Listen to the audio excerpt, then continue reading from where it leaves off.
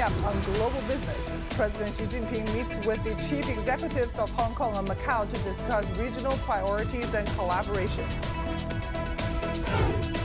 The Central Finance Office forecasts a favorable outlook for China in 2024, saying opportunities will outweigh challenges. And a new coastal route opens in Hainan, offering tourists easy access to the island's scenic spots. Welcome to Global Business here on CGTN. I'm Michelle Vandenberg.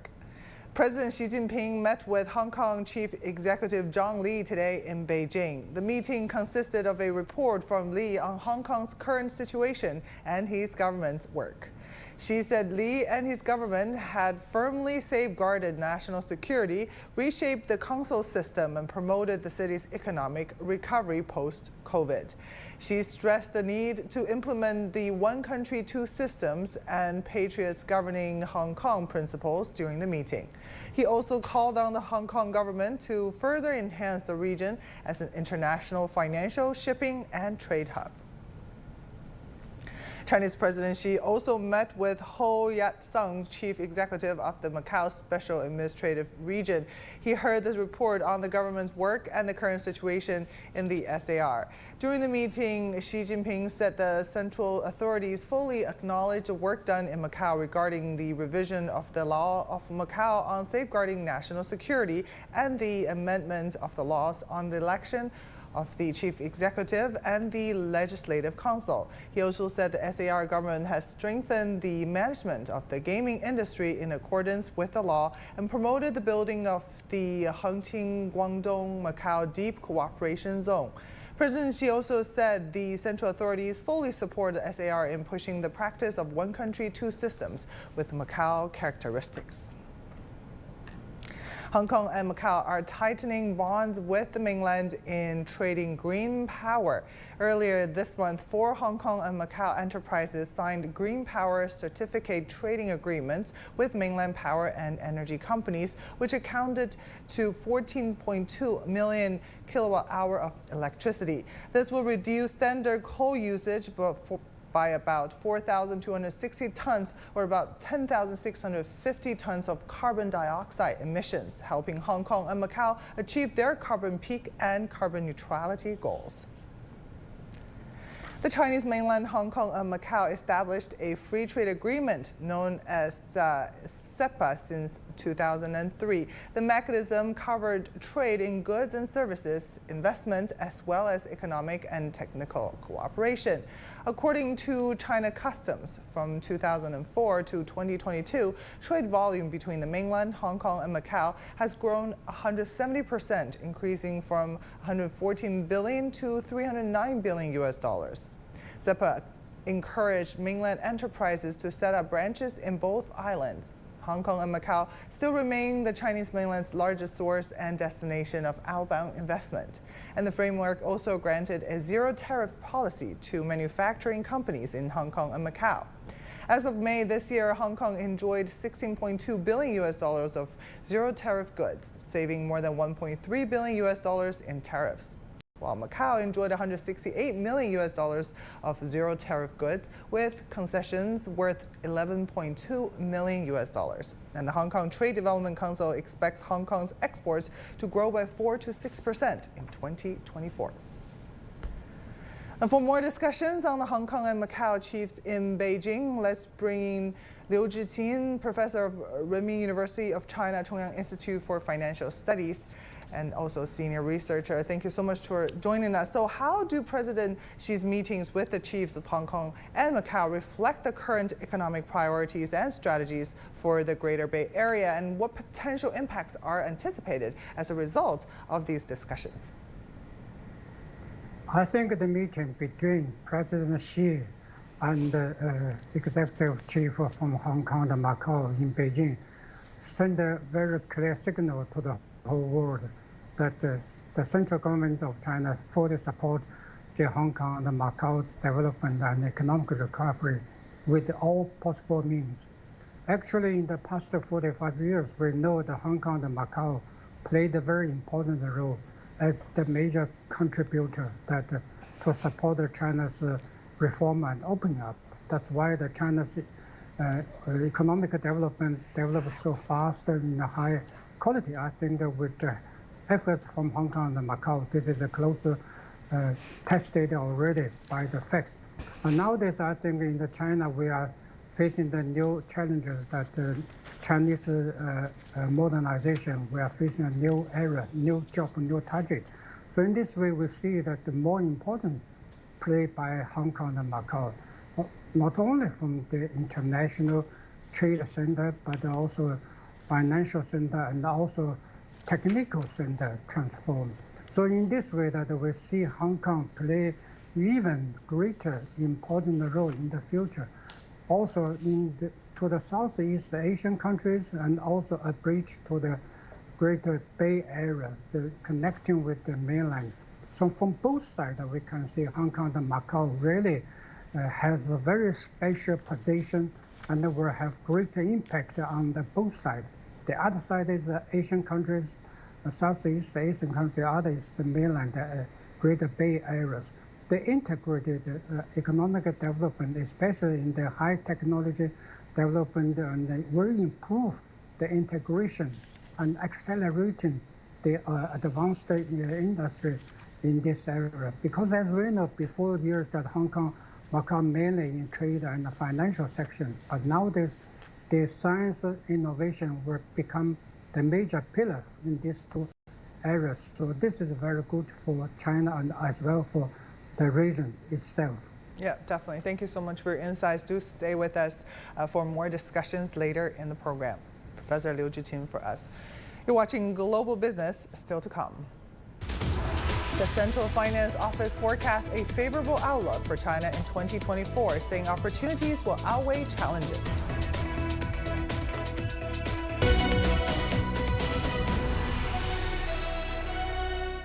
The world economy as we know it is about to change.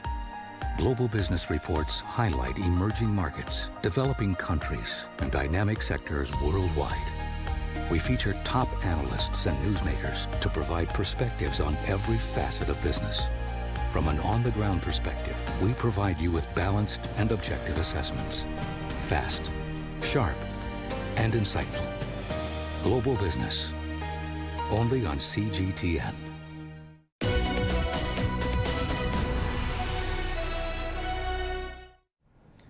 China held its annual Central Economic Work Conference last week, setting the goals for the next year. According to a detailed readout, the Central Finance Office said the country is seeing more opportunities than challenges in 2024. The favorable conditions are stronger than unfavorable factors, and macroeconomic policies will further promote growth, including issuing additional 1 trillion yuan of government bonds. And breakthroughs in artificial intelligence, commercial aerospace, and quantum technology are accelerating the transformation of production and consumption, offering new opportunities for the economy. China held its annual Central Economic Work Conference last week, setting the goals for the next year. According to a detailed readout, the Central Finance Office said the country is seeing more opportunities than challenges in 2024. And the favorable conditions are stronger than unfavorable factors, and macroeconomic policies will further promote economic growth, including issuing additional 1 trillion yuan of government bonds. And for more on that, let's welcome back discussions on China's plans to integrate development of domestic and foreign trade. Let's bring back Professor Liu Zhiqin to discuss more with us. So, Professor Liu, could you provide an overview of the latest measures announced by the State Council Information Office to accelerate the integration of domestic and international trade, and explain the implications of these measures for the Chinese economy and global trade relationships? As we know that China is facing uncertainty and challenges globally and also in domestic market. As we know that we have made our great efforts in 2023 and achieved the great achievement, and the outcome is very positive. That's why the many international organizations, including the World Bank and the IMF, has forecasted China's growth in next year that with an increased figure that 5.4%. That this is very positive, very optimistic about the China's economy. So in this way, that China has to has to do more efforts to accelerate its trade relations with the world market. As we know, that some Western countries are still trying to decouple from China, give more pressure on China's growth, try to slow down Chinese development and recovery. So this is the one point why China has to tackle these difficulties and more challenges imposed by the Western media, by Western companies and Western politicians, especially in trade relations. As we know, the trade relations between China and the outside, especially in the Western countries, that is under pressure. This is a very headwind we are facing. So in this way, that our ministry has emphasized to make more strength and make more investment, to have more confidence to improve the business doing conditions and the environment in order to attract more investment and more business with outside. Of course, the domestic consumption is more important than anything else at the moment. So that's kind of encourage all these foreign companies and investment to come back to China. This is a key element for our economic recovery in the time to come. Excuse me. How does this initiative to expedite the integration of domestic and international trade align with broader economic strategies, and what potential impact might this have on China's position in the global trade landscape? I should say that in China's the global trade landscape, we can say that China will play a more important role. As we know, China has already contributed more than 30% of the world economic growth. In trade, still China is one of the major, or the number one or number two, the trading partner in goods, and also in other transportation and manufacture. Automobile, for instance, China has become the largest one. So in order to maintain this tendency and also this development strength that China has to integrate our domestic consumption with the global market in order not only for the benefits of China, the domestic market, but also for the benefits of the world economy. As we know, the global market is now facing turbulence because of geopolitical tensions. They are facing more pressure on trade, on the people's life improvement. So in this way, keep good relations with China is the major task for Western countries. So in this way, that China has to strengthen at ourselves, to push the close relations with those countries all over the world, that this is a very good contribution to the world economic recovery.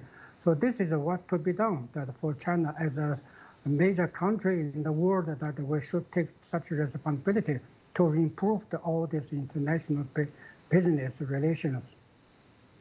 All right, thank you so much for your insights. Really appreciate your time. Professor Liu Zhiqing from the Renmin University of China Chongyang Institute for Financial Studies.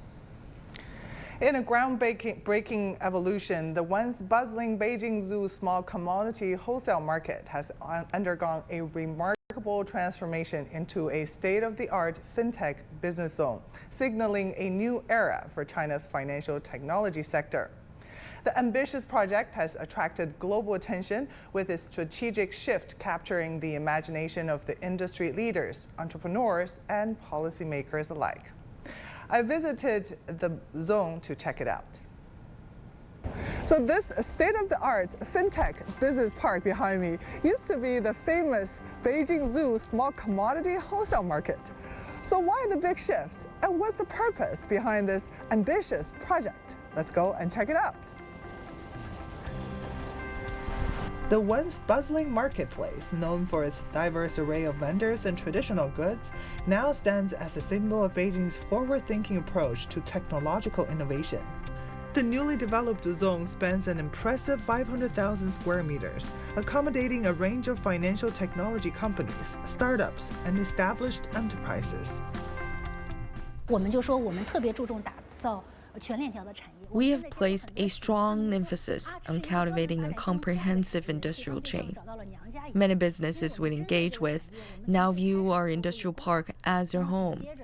And that's because we have meticulously planned and implemented tailored policies and initiatives for the development of the financial technology sector.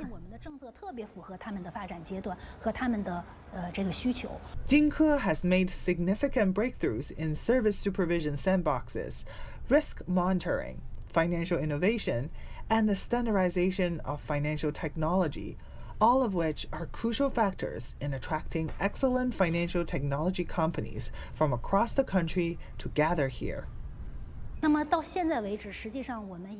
Currently, we have attracted nearly 200 financial technology companies, and the combined registered capital now exceeds 110 million yuan. The area's tax revenue has surged from 15 million to over 3 billion yuan in 2020. And that's a substantial achievement in high quality and sustainable development. The strategic location of the Jinke Innovation Zone has played a pivotal role in its rapid development, as many companies value its connections to the 1,900 financial companies in the financial street close by. 当时之所以选择我们金河新区作为我们企业长期发展的这么一个基地呢， We chose the Jinke Innovation Zone for several reasons. Firstly, we found the zone's policies, including subsidies and support for financial technology innovation. And secondly, being located in this cluster provides timely access to relevant national policies and facilitates interaction with the financial institutions headquartered in the area. We have experienced strong support and effective services from the leadership, which has given us confidence in our future development in the Jinke Innovation Zone. As AI and big data technologies rapidly advance, we aim to seize the opportunities in financial technology development and achieve significant growth with the support and leadership of the Jinke Innovation Zone. The success of the project has underscored China's commitment to innovation, technological advancement, and global competitiveness in the fintech arena. This project reflects the country's strategic shift towards embracing the digital economy and positioning Beijing as a leading fintech hub in Asia.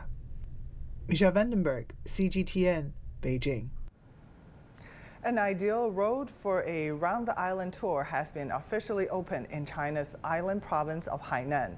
The road connects two coastal cities and counties in the southern province, offering travelers the opportunity to explore diverse landscapes and scenic spots throughout the area. Our Cao Chufeng has more from Haikou. 全线通车。 Local officials in Hainan and business representatives gathered at an opening ceremony on Monday, celebrating the full operation of what is designated as China's #1 national coastal scenic avenue. 海南环岛旅游公路今天。 Today, the Hainan Round the Island Tourist Road is fully completed and open to traffic. This is a significant and crucial event in Hainan's accelerated construction of a free trade port and the process of building an international tourism and consumption island. The road is around 988 kilometers long. It's one of China's 25 national ecological scenic roads. From beaches, gardens, and ethnic minority villages to mountains and farmlands, tourists will be able to have a comprehensive view of different attractions and landscapes of Hainan throughout their journey. The road connects 84 scenic spots of 9 different types along the Hainan coastline. We'd expect after the road is opened, 1/3 of the tourists coming to Hainan Island will choose to travel along the road. This will allow for the even distribution of tourists to appreciate various scenic spots. Hainan is renowned for its beautiful natural environment. A national plan is in place to develop it into an international hub for consumer spending and tourism. The road is aimed to further expand the current tourism market and promote more publicity of different places, which is a plan that's welcomed by businesses. Many tourists may only be familiar with Sanya and its beaches, but the truth is, Hainan has many different beautiful landscapes. With the opening of this route, travelers will have a more comprehensive understanding of Hainan. This also means business opportunities. We plan to set up RV campsites and related products along the entire road. Local officials said they will continue to develop the road, including equipping it with more intelligent gadgets and infrastructures. They're also hoping by attracting more tourists to use the road, it can help boost the economy of nearby cities. Cao Chufeng, CGTN, Haikou. Now to some other headlines we're tracking at this hour. China announced new rules for the supervision and regulation of non-bank payment institutions on Monday. The rules focus on improving payment business rules and protecting the legitimate rights of users. The Australian government raised its commodity export earnings forecast on Monday to around $270 billion for the current fiscal year. The improved outlook is mainly due to a stronger demand from the country's largest trading partner, China. China will conduct sea drills for its first independently designed ultra-deepwater drilling ship on Friday. The vessel Mengxiang, which means dream in Chinese, can drill as deep as 11,000 meters below sea level. It is a key step in strengthening the country's deep-sea oil and gas exploration capabilities.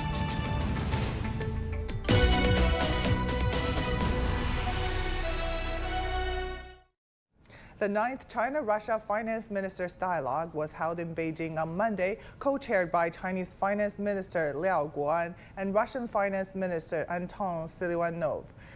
Aaron Liu reports. Both sides engaged in in-depth discussions on the macroeconomic situation and policies, cooperation within multilateral frameworks such as the G20 and BRICS, reform of bilateral development banks, financial and audit regulatory cooperation, and reached multiple consensuses. The Chinese finance minister said the two sides will also further enhance exchanges and cooperation in fiscal and tax policies and encourage financial and economic think tanks of both countries to strengthen experience sharing and collaborative research.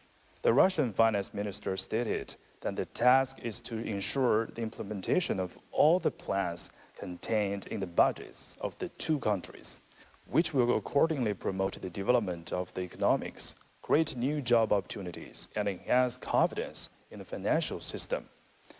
Official data show that the trade volume between China and Russia grew by 26.7% from January to November 2023, reaching a record high of $218.17 billion, thus achieving the target set by the leaders of both countries for 2024.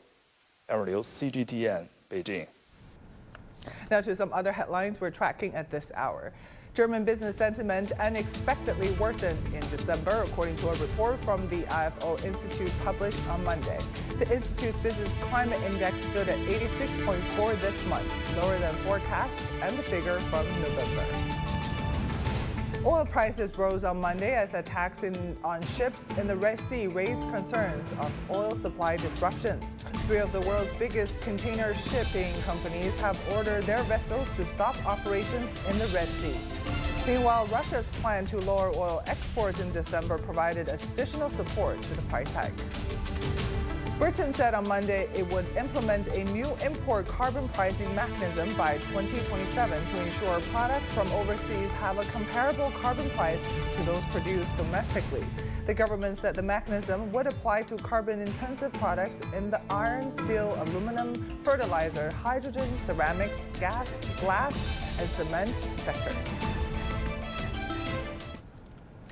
Hungary's Christmas markets are casting a spotlight on the economic challenges facing the nation. With surging energy prices and the European Union's highest inflation rates, the festive season is losing some of its sparkle.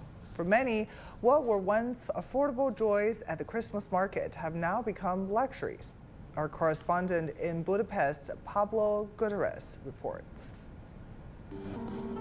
The muted glow of festive lights at one of Budapest's Christmas markets sets a somber tone, mirroring Hungary's economic challenges. The rising cost of living is dimming the holiday spirit of customers and vendors alike. The electricity, it's 3 times more expensive than last year. Karolina Kovac has been a pottery seller at this Christmas market for over a decade. This year, she had to increase her prices by 20% due to the steep rise in production costs for her ceramic goods. Now it's okay for tourists, not for Hungarian.